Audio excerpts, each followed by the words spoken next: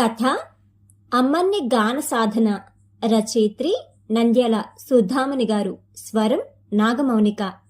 సంచిక.com లో ప్రచురితమైన ఈ కథ మీకోసం. ఒకరోజు మధ్యాహ్నం వేళ అమ్మ కాఫీలు కలుపుతున్నది. పెద్దమ్మ పెరటి వాకిటి దగ్గర కూర్చుని ఒత్తులు చేస్తున్నది. నేను దూదితో ఒత్తులు చేయడానికి విఫల ప్రయత్నాలు చేస్తున్నాను. దూది అంతా ఖరాబు చేస్తున్నావే అమ్మని, పాటో పద్యమో నేర్చుకుపోయి అన్నది. నాకు పద్యాలైతే నువ్వే నేర్పాలా, పాటలైతే నాకేం రావు. సినిమా పాటలే వచ్చు, అవి పాడితే నువ్వు తిక్క పాటలు పాడుద్దంటావు అన్నాను నేను, నా తప్పేమీ లేదన్నట్టుగా. అమ్మ చెప్పినట్టు ప్రతి ప్రశ్నకు సమాధానం సిద్ధంగా ఉంటుంది నా దగ్గర. పెద్దమ్మ ఏదో గుర్తొచ్చినట్టు అమ్మని ఉద్దేశించి, పెద్ద పిల్లలకు నేర్పినావు కదా శాంతమ్మ, అమ్మన్నకి జైకు కూడా ఏమైనా అమ్మవారి పాటలు నేర్పించకూడదా? రేపు పెళ్ళి అత్తగారిలకు పోతే నోములు వ్రతాలు చేసుకున్నప్పుడు ఏం పాటలు పాడుకుంటారు వీళ్ళు? మొన్న అన్నపూర్ణమ్మ చెప్పి చెప్పి నవ్వింది. వాళ్ళింటి బొమ్మల పేరంటంలో వీళ్ళిద్దరిని పాట పాడమంటే జెండా పాట, నెహ్రూ పాట పాడినారట. వాళ్ళకొచ్చింది వాళ్ళు పాడినారు పాపం. పిల్లలేం చేస్తారు? ఈ పల్లె కొంపులో సంగీతం నేర్పించేవాడెవడూ లేడు. నీకు సంగీతం వచ్చు గాని పనితో నీకు తీరనే తీరదు. ఈ పాడి పంట శాదానంతోనే నీకు సరిపోతుంది. మరి వీళ్ళిద్దరికి పాటలు ఎట్లా వస్తాయమ్మా అని పలిమింది పెద్దమ్మ. సరేలేండమ్మా, నేర్పిస్తాలేండి అన్నది అమ్మ కాఫీలు గ్లాసుల్లో పోస్తూ. అందరూ కాఫీలు తాగేశారు. నేను, జయ, తమ్ముళ్ళు మా కోట 2 గ్లాసుల పాలు తాగేసి మరో 1/2 గ్లాసు కాఫీ కూడా తాగేసినాం. అమ్మ ఒక కాగితంలో పాట రాసి పెట్టింది. సాయంత్రం మా ఇద్దరిని కూర్చోపెట్టి తనతో పాటు పాడించింది. అది అమ్మ పూజలప్పుడు పేరంటాలప్పుడు పాడే పాట కాబట్టి మాకు రాగం అది త్వరగానే వచ్చింది. ఈ కాగితం పెట్టుకుని పాడుకుంటూ ఉండండి అని చెప్పింది. అది ఆమని కాలం. మామూలుగా వసంత ఋతువును ఆమని అంటారు, కానీ పంటలొచ్చే కాలాన్ని మా ఊళ్ళో ఆమని అంటారు. ఉగాది ముందర మా ఊళ్ళల్లో పంటలు చేతికొస్తాయి కాబట్టి అట్లా అంటారేమో. అందుకే ఉగాది పెద్ద పండగ ఆ ప్రాంతాల్లో. మా చేలో జొన్నలు, కందులు, పెసలు, శనక్కాయలు, కుసుమలు, ధనియాలు బాగానే పండినాయి. పత్తి ఇంకా 1 రోజులు దాటితే గాని చేతికి రాదు. జొన్నలు పడుగు తిప్పి రాసిపోసినారు. అంటే కంకుల నుంచి గింజను వేరు చేసే ప్రక్రియ పెద్ద రాశి అయింది. మధ్యలో ఒక బల్లెం గుచ్చి పెట్టినారు. మిగతా పంటలన్నింటినీ కూడా కళ్ళంలో ఆరబెట్టినారు. నాయన రోజంతా కళ్ళంలోనే ఉంటున్నారు. పొద్దున్న 10 భోంచేసి వెళ్ళిపోతే మళ్ళీ చీకటి పడిన తర్వాత ఇంటికొస్తున్నారు. రాత్రి నమ్మకస్తులైన మనుషులిద్దరిని కాపలకు పెట్టినారు. వాళ్ళు రాత్రంతా కళ్ళం చుట్టూ తిరుగుతూ కర్రలు పట్టుకుని కాపలా కాస్తారు. చుట్టుపక్కల కళ్ళాల వాళ్ళు కూడా మా తాతగారు, నాయనగారి పైన అభిమానంతో మా కళ్ళం పైన ఓ కన్ను వేసి ఉంచుతామని చెప్పినారట. రోజు నాయనకు మధ్యాహ్నం టిఫిన్, కాఫీ ఎవరో ఒకరం పోయి ఇచ్చి వస్తున్నాము. ఆ రోజు నేను, జయ కళ్ళానికి బయలుదేరినాము. మధ్యాహ్నం 3 గంటల వేళ ఎండ మిటమిటలాడుతుండగా నేను స్టీల్ టిఫిన్ క్యారియరు, మంచినీళ్ళ మరచెంబు, జయ కాఫీ ఫ్లాస్క్ పట్టుకున్నాము. మా పాట కాగితం కూడా మాతో తెచ్చుకున్నాము. ఇంట్లో గౌరీదేవి పాట మేము గొంతెత్తి పాడుతుంటే అందరూ కొంచెం చిన్నగా పాడండే, ఏదైనా ఒక రూమ్లో తలుపులేసుకుని పాడండే అంటున్నారు.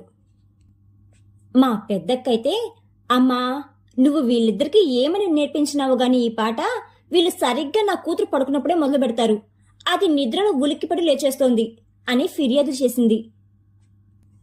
అప్పటినుంచి అమ్మ సాయంత్రం పూట మిద్దె పైకి పోయి కొంచెం చిన్నగా పాడుకోండి అని చెప్పింది. మాకొకవైపు అవమానంగా ఉంది, కానీ ఊర్చుకున్నాము. ఈరోజు కళ్ళంలో పోయి హాయిగా పాడుకొని నిశ్చయించుకున్నాము. అదే మాట అన్నాను అమ్మతో. అది మంచి పని. అక్కడ కూర్చుని పాడినారంటే పిట్టలు ఎగిరిపోతాయి, దొంగలు కూడా భయపడి పారిపోతారు. మన జొన్నలు మన ఇంటికి వస్తాయి క్షేమంగా అని వెక్కిరించాడు పెద్దన్న. నేను జయ పోయి మీద పడి తలో 2 గుద్దులు గుప్పించాము. పారిపోయాడు మా ధాటికి. సరే, కళ్ళానికి చేరి నాయనకు టిఫిన్ పెట్టినాము. అక్కడే ఒక చిన్న గది ఉంది నాయన కోసం. నవారు మంచము, దిండు, నీళ్ల కూజ, table fan, easy chair, paper, వారపత్రికలు ఇలా అన్ని వసతులు కల్పించుకున్నారు నాయన. ఆయన రాజకుమారుడు, సుఖజీవి, పెద్ద వకీలు గారి ఏకైక పుత్రుడు. మరి నాయనేమీ అనుకోవాల్సిన అవసరం లేదు.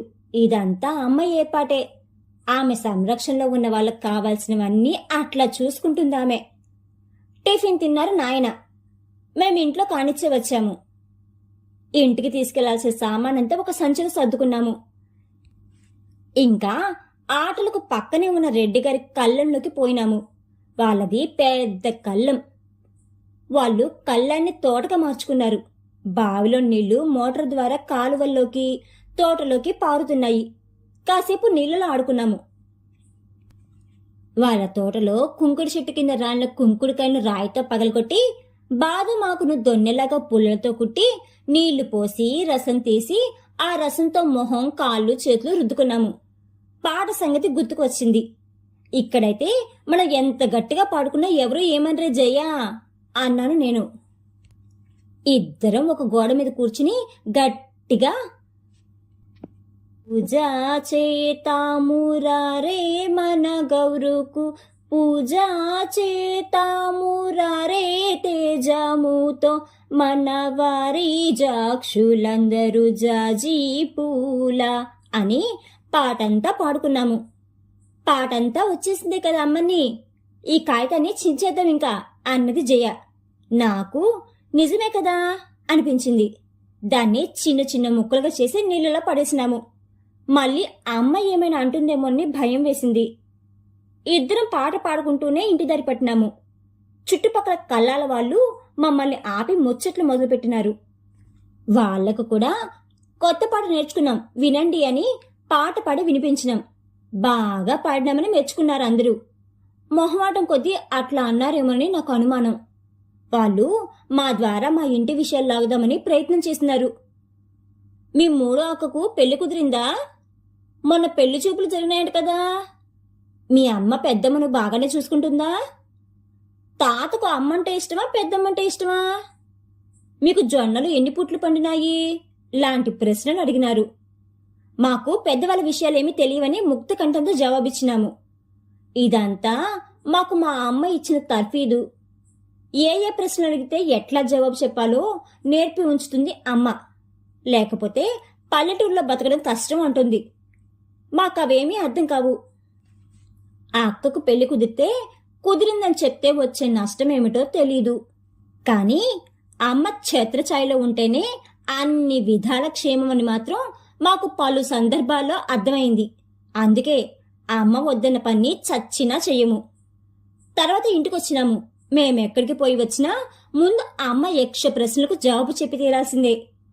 ఎట్లా కనుక్కుంటుందో ఏమో. మనం ఎక్కడ తప్పు చేసినామో అక్కడే ఖచ్చితంగా గొంతు పట్టుకుంటుంది.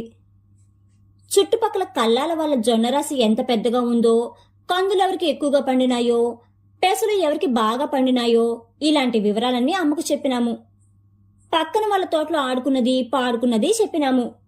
ఎంతకో ఆ కాగితం తెచ్చినారా, ఎక్కడైనా పడేస్తురా అడగనే అడిగింది అసలు ప్రశ్న.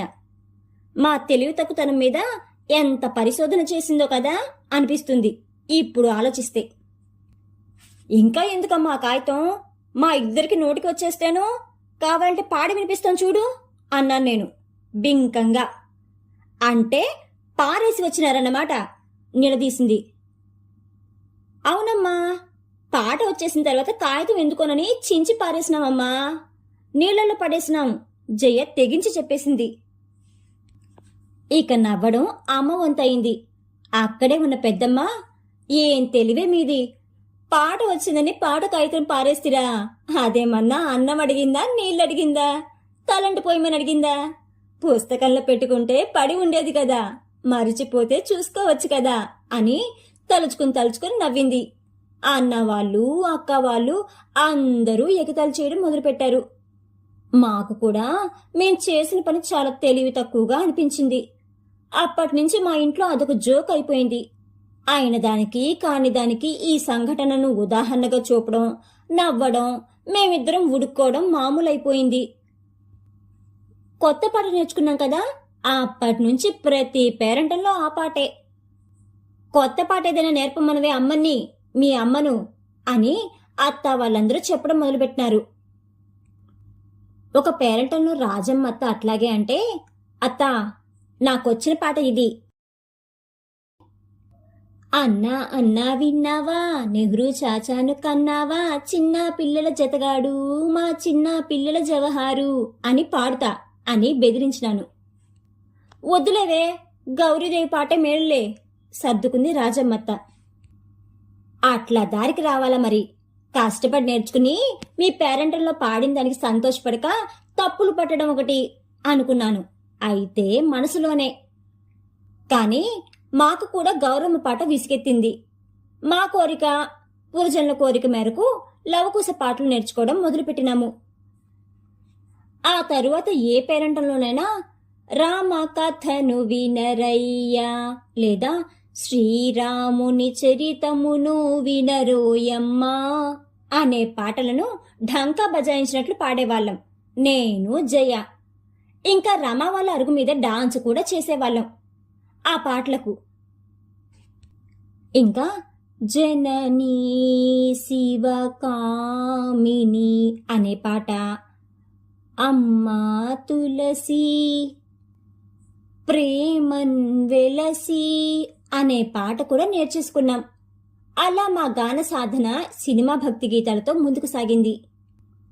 రచయిత్రి నంద్యాల సుధామణి గారిచే రచించబడి సంచిక.com ప్రచురితమైన అమ్మన్ని గాన సాధన అనే ఈ కథ గనుక మీకు నచ్చినట్టయితే please like, share and subscribe to the channel.